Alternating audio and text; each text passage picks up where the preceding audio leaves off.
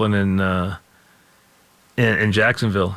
You see today Tom Coughlin kind of arguing with the media about the moves they made last year when he said they were a whistle away from going to the Super Bowl. And we were a whistle away, Coughlin said. A whistle away. So what do? We filled the holes we thought we had to fill. We were a whistle away, and we're in the Super Bowl. So I tell you, that's what we were, and that's what we did. Now, everything has gone wrong. So he said, now it's back to the drawing board at 3-8. You go back, Tom left the Giants after winning a Super Bowl as an assistant coach, went to BC. Then he went to Jacksonville to start the franchise. Took him a couple of years to get it revved up. Got it revved up. Got it to 11-5, 14-2. Chased the Super Bowl right there.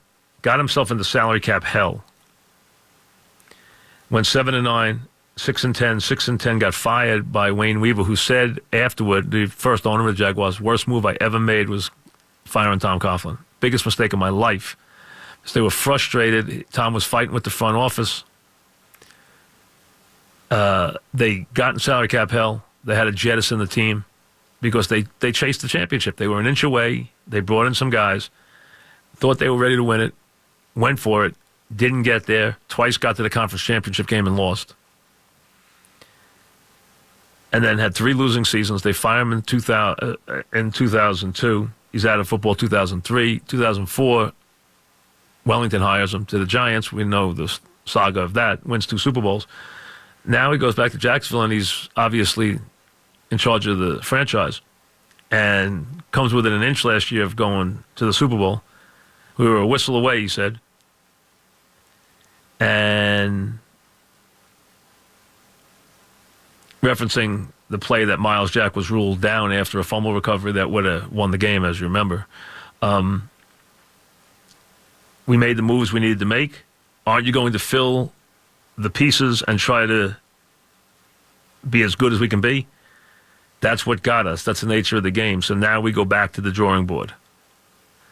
That's what he said today at 3-8. Now we go back to the drawing board. So it's almost like in a different era, deja vu for Tom in Jacksonville. It's kind of weird. Sean in Connecticut. What's up, Sean? Hey, Mike, I got the app, so now I can hear you on Sunday mornings again. Well, thank you. Now that you're back in drive time and the fan is number 1 on that spot, do you think Entercom will let you bring back the Super Bowl trivia contest? I don't think it has anything to do with that. I think what has happened is, and I'm going to be honest with you, the NFL has taken control of the Super Bowl and the trips, and they've made the Super Bowl an insanely expensive proposition. It's almost impossible to get rooms in Atlanta, in the Super Bowl city now. They've almost now controlled the entire climate of the entire week, where for a regular radio station, it's become an insanely expensive proposition. The trips cost so much money, it's not worth to put them on as a promotion. They're just outrageously prohibitive. That's how crazy it's gotten. The tickets gotten insanely expensive. Plus, you have to have a sponsor that is a game sponsor give you permission to run a contest on the Super Bowl. It's called a pass-through. You have to have one that gives you written permission. Otherwise, you cannot even do it. You can't even run a contest unless you have a sponsor that will give you permission. So that's how crazy, and that means that sponsor is spending millions on a game commercial. Otherwise, if you don't have a connection to one of them, you can't run a Super Bowl contest under any circumstances. That's how locked up the Super Bowl is now. And I'm telling you, I know what goes on at the Super Bowl. I've been going there for 35, 40 years. The Super Bowl has, if I tell you to stay in a good hotel, how much money you have to pay them in advance to go down there. It is, I'm going to tell you honestly, you have to lay out for a nice hotel in advance over $20,000 to go down there for the week. And that's just for the room. I mean, that's how expensive things have gotten down there. I'm talking about staying in a nice hotel. That's not even counting a game ticket. So the whole process has been so controlled now by the league and the people around it that they have unfortunately priced the average fan so completely out of that game. It's insane. But they've now priced a lot of the media out of even going because it's gotten so expensive. So you see fewer radio stations now sending guys, and if they do, they send them for a couple of days and they're not even there for the game. Or they're staying, 75 miles away. So they've made it very tough now, whether or not we do that. It's not about, Intercom and about me or anything else. Hey, everyone always wanted to run those trips. And everyone always wanted to give them away. They just got to be insanely expensive. That's really what it was. Last year, the one trip must have cost them over $20,000 that they gave away the last year we did it. So, I mean, that's just the issue. And you have to have permission also. So there's a lot to it. Ari in Brooklyn, what's up, Ari? Hey, what's up, Mike? How you doing? What's happening? Just quickly, the problem in Jacksonville isn't Tom Coughlin, it's the quarterback, but that's another Well, thing. it's more than that. Listen, they have defenses broken down. They have unhappy players there. Listen, what happens in a season, and they're a perfect example. They were a team that a lot of people picked to go to the Super Bowl this year, and now they're 3-8 because that's what happens when things go sour. Everything goes sour. They lost about 6 offensive linemen. They have Flowers starting on their offensive line. They've gone through 5 tackles. So now that destroys their chance to be good. Right, and just quickly on the Giants. The Sunday's game definitely wasn't about Eli. That's not why they lost. I would not be fair to say that. No one ever said it was, but it wasn't about Beckham either. That's not why they lost. But what I just want to say is that, the two things Eli did that were really inexcusable, the interception, as we know. Yes. And Mike, calling that timeout on 3rd and 18. Yes. The second they called a timeout, you knew that was going to come back to bite them. It was a bad play. They're both bad plays. I totally agree. And Mike, after the timeout, they come back with the screen pass. I mean, if it's one thing if they called timeout and then came back with the play. They're not going to listen against the defense. They were going to run. There was no way they were going to throw the ball down. Yeah, the but Mike, if they listen, you made Harry, you made your point. Listen, Chris Spielman made the point 52 times on the game how bad it was that Eli called timeout. He was right, and Eli, by his own admission, messed up. Now, here's the case, though. What I don't like there is either Shermer, and we'll talk about it this afternoon, either he was demonstrative about him going after Beckham on that play, because he said it's on me. How is it on you? They covered Beckham. They covered him like a glove. Eli's got a wide open Barkley underneath. He's got to dump him the ball. And he said, that was on me. Why? I mean, did you tell me how to throw the ball at Beckham? I mean, you can't tell a quarterback that. I can't believe that was the case, but I'll get into that when he comes on today, because that's what he said in the postgame. He said, that's on me, not on Eli. It would only be on him if he told him you got to throw the ball on this 3rd down to Beckham. Now, later in the game, he goes after Beckham, and Beckham winds up, getting held and not catching the ball. Jim in North Brunswick. What's up, Jim? Oh, hello, Mike. What's happening? Out of all the years of listening to talk radio, boy, did you hit the nail on the head with your comment a half hour ago. I mean, it's all now, what is it about the prima donna wide receiver? You got to coddle them. See, it's not just that, though, Jim. It's all these players. This idea now that the coach has to connect to these players now. Like, you can't treat players like players anymore. No, you can't. No. I mean, if it's reached that point, why would you want to coach football? No. But they're more concerned about cybermetrics, fantasy football. Give me the lunch pail players. Give me the Phil McConkeys of the world. You mentioned Sean O'Hara. He was a walk-on at Rutgers. He was undrafted free agent who went to Cleveland, and then when he was available, the Giants picked up. Give me those players. That's what I want. Not today's players. The Cratch, the Soybert, the Cratch, the Deal, guys like that. That's how you win. That is how you win, with those players. That is how you win. Absolutely no question about it. My wife tells me not to yell anymore on the air because she says my voice doesn't, I guess it's a sign of getting older. My voice doesn't last 3 hours if I yell. So she's like, I hate hearing that scratchy voice. I'm like, hey, by the time the show ends, it's the only voice I have. I have a one-man show. I yell a lot. What do you want me to tell you? So I have to watch yelling. so that I have the, dulcet tones and not the scratchy voice at the end of the show. My wife doesn't like the scratchy voice. Billy in Bay Ridge, what's up, Billy? Hey, Mike. Hey, Mike, I bet you that interception that Eli threw to Beckham was Beckham's fault. No, I don't think that was Beckham's fault. You know why, Mike? Let's be realistic. That wasn't But Beckham's listen, fault. he's turning into a Shockey where he's putting pressure on Eli. And I fully believe that. He's long ago turned into a Shockey, and Shockey got away with it because it was early in his career. It was early in Eli's career. He couldn't put the hammer down. But what happened is Shockey left, and they won 2 Super Bowls. And Shockey never saw anything close to a Super Bowl. And that was Shockey's, what he had to deal with. The fact that he left here, and they treated him so unbelievably. They looked the other way with Shockey so many times.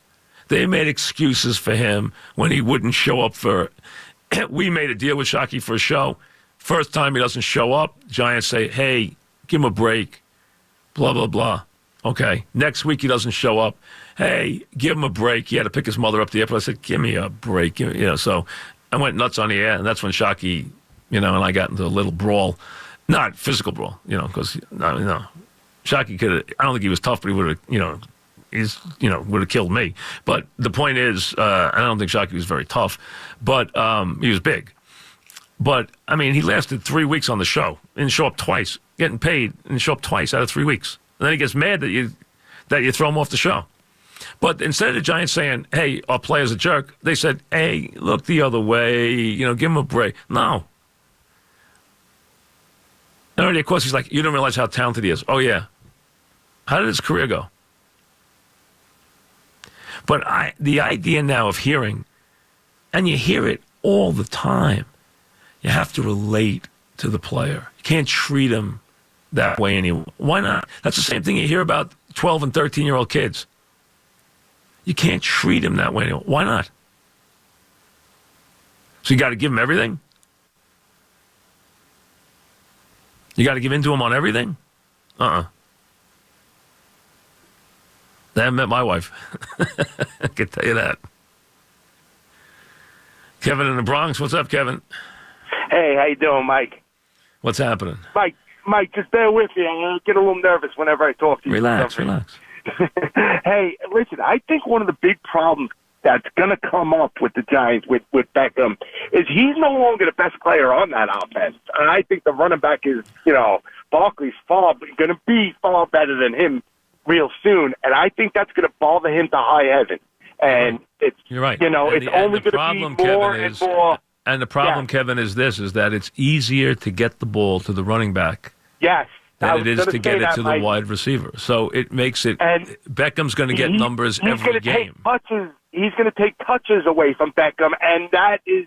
If you can't read the writing on the wall when that happens, my God, this guy's a time bomb ready to explode. They got rid of him. I think you've seen some of that this year. I think you're right. Yes. I think you hit it right on. I think you hit it right on the head. I think you hit it right on the head. Joe in Colonia, what's up, Joe? Yes, Joe. Let me just see if I get him popped up here, right? Come on, Joe. There we go. There, Joe. Joe, what's going on? Hey, Mike, thanks for taking my call. What's going on? All right, so question for you. Yes. I hear a lot of rumors about the Mariners trying to get rid of Robbie Cano. Yeah, I don't think that's a secret. No, I understand that, but I hear that a lot of talk about the Mets and the Yankees. My question for you is, obviously one of the dire needs for the Mets is they have to get a catcher. Okay, that's no question. But if they get Robbie Cano and this kid Diaz in the deal, would you live with Robbie Cano playing for the Mets at 36 years old? I don't think the Mets. I think the Mets have had such. The Mets have had so. How much money's left on Cano's contract? There's still a lot, right? I heard it was 100. I heard somewhere around in 120, 140. But yeah, the Mets. A rumor was that the Mariners would cover $10 million a year, so it would cut it down to $70 million or somewhere around there. Well, listen. The Mets couldn't. Let's be honest. The Mets can't make that move because if he turns out to be, like some of the other guys the Mets have brought in. Now the Mets, remember, have destroyed many a great second base career, as we know. We've seen guys come into the Mets who were virtually nothing short of sensations, and come to the Mets and couldn't play anymore at second base. And we all know who they are, okay? And we all saw them. Guys who just were unbelievable. And they come to the Mets, they couldn't play. So, we know that. Now, for the Mets to go get a guy like Cano at this stage, coming off a year where he's shut down for PEDs, not going to happen. Especially not going to happen. Now, the Yankees, if they could unload Ellsbury, if I were the Yankees, I think for them, Robbie would be on his best behavior to be with the Yankees. He would be in love. He would want to come back, he would be in love to come back to the Yankees. He never wanted to leave the Yankees. Listen, he went for the money. We know that.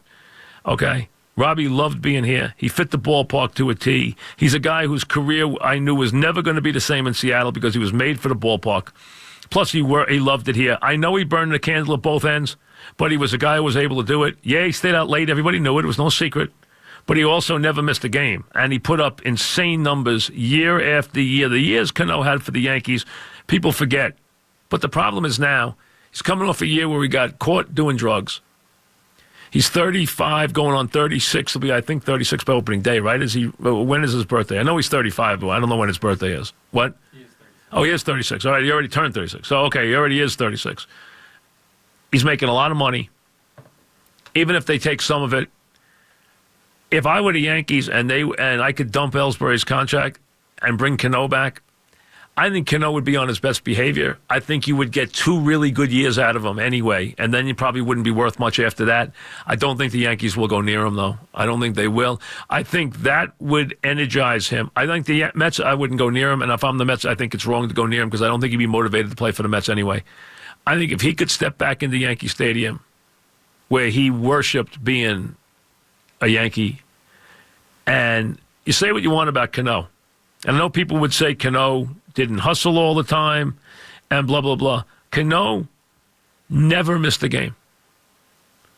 He, between 2007 and 2013, played, listen to this, 160, 159, 161, 160, 159, 161, 160. He played every single game of the year, every day. Not one injury. Not one trip to the DL. 0. He played every game in those years. And the numbers he put up were staggering. Almost every year was he really didn't have a bad year in there when you look at it. You know? If you look at it, he was, every number was terrific. 25, 85, 29, 109, 28, 118, 33, 94, 27, 107. And the batting averages, and we're all right where you expect them to be. 320, 319, 302, 313, 314, etc., all the way down. Cano has got wonderful statistics for his career. He really does. He's got 1,200 runs scored. He's got 311 homers. He's got 530 doubles. He's got 1,250 RBIs, and he's a lifetime 300 hitter. And he's been a terrific second baseman. He is a borderline Hall of Famer. This is going to kill him now with the PED. He's not going to get in. He was a borderline Hall of Famer. But I don't think the Yankees will touch him. If I were the Mets, I would not touch him. Back after this.